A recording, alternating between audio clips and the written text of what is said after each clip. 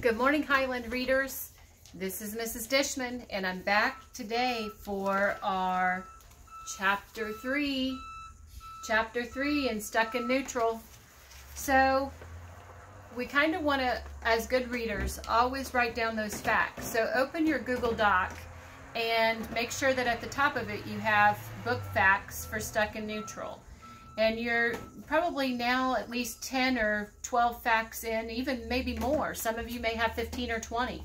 But we want to think about what we know about the story so far. And hopefully you can go back and look at those facts and remind yourself, okay? This book is about Sean McDaniel. He's 14 years old. He lives in Seattle. He has a sister named Cindy. He has a brother named Paul. His mom is Lindy. He lives with Lindy and Cindy and Paul. He has a strange ability, gift, or power, and he remembers everything he's ever heard from the age of 5. The thing that we learned at the very end of this last story, though, or the last chapter, is that he thinks his dad is trying to kill him. Okay, and so that's the big news that we learned in Chapter 2. So we're going to start Chapter 3 right now. Dead. I'm only 14 years old. What do I think about death? I'm not sure what I think, but I sure know what I feel because I have looked into death's eyes one time and it was horrible.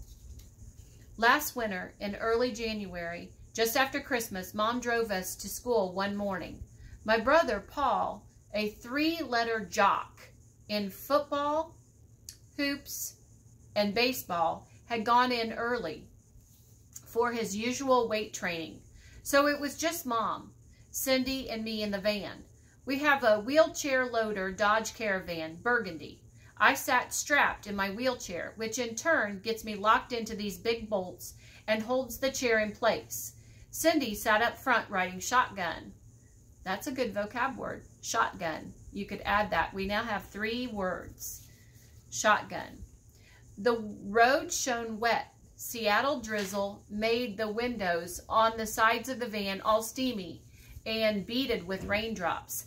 I happened to be focusing out the front. Through the clip-clap slapping of the windshield wipers in front of us was an older car, an ugly junker, beat up, dirty, a brownish color. Suddenly, streaking in from the right side of the road, a dog flew into the path of the brown car. I watched as the dog, twisting and turning under the car, seemed to bend up, flip over, and turn inside out. In another horrible moment, the back left tire of the car seemed to spit out the broken body.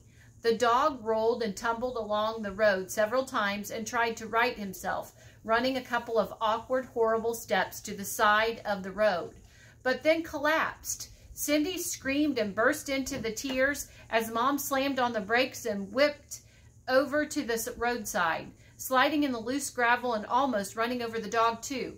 Before the van even stopped, Cindy was out of the door and running towards the dog. "Cindy!" Mom screamed. "Cindy!" But before Mom could even open her car door, Cindy already sat at the dog's side, lifting his head gently onto her lap. Mom got out of the van. My eyes were only partially focused. Through the steamy side window, I watched Cindy sit there on the wet, muddy side of the road. And as she stroked the dog's face, I could see Cindy's lips moving, speaking into the dog's ear. It looked to me like tears streamed down Cindy's cheeks. After only a few seconds, the dog began to jerk. Blood gushed out of his nostrils and mouth. Gushed might be a good word you could add. It streamed out. It came out quickly. Cindy held him still and steady, stroking the side of the animal's face through all the blood. Suddenly, directly in front of my view, a thick stream of rainwater let loose from the top of the van window. And for a second, the glass cleared where I happened to be looking. And in that second, I saw perfectly the brown eyes of the dog. They were streaked with blood. And in that instant, the dog stopped squirming. His body caved in, changing from something terrified and hurt and suffering into nothing. The dog died. His eyes seemed locked into mine at that moment when life left him. I wasn't watching a dog then. I was looking at death, looking back at me. Cindy knew it too, and in that exact second, her hand stopped stroking the bloody black fur, and her lips stopped moving. Cindy let death alone, sliding away from the dog's body, carefully easing his limp head down into the wet gravel. There was nothing more to do. Cindy and Mom got back into the van. We turned around and began to drive back to our house. Cindy sat smeared in blood and mud, and her white Pearl Jam t-shirt soaked, stained, and ruined. Mom said, "I am so sorry you had to see this, sweetie." "No," Cindy answered. Mom began. Cindy cut her off. "No, it's all right." Her voice low and emotionless. "It was just like I thought it would be." "I beg your pardon?" Death, you know, being so near it. It was just like in that novel, Barabbas, when Lazarus tells Barabbas about death. It was just like that. Mom said, "A lot of people believe in life after." Cindy cut her off again. "No, it's like Lazarus says, death is nothing. Just a big, empty nothing." Cindy began to cry again. So did Mom. We rode along in silence. Nothingness. I thought emptiness. My body breathed evenly. My heart beat slowly. I felt the leather straps on my legs and across my stomach and chest. I remember the sound of the rain and of the tires and over the wet pavement and the feel of the damp air. And in my throat and nose, emptiness, nothingness. The thing is that my life has always been just in my head. If you think about it, I haven't really got a body. Because of my condition, I get confused about things sometimes. Hearing things or hearing about things is different from actually experiencing them. I can imagine what it's like to walk, talk, or sigh, but I don't really know. I've seen thousands of people die on TV, so I thought that I understood what death looked like. But watching that dog lose his life and watching death take his life away made my stomach weak, my skin tingle, and my heart pound harder in my chest. It made me feel sick. Death, that was the closest that I ever been to it. I could feel what it was like, which was just like Cindy said, nothing, a big fat nothing.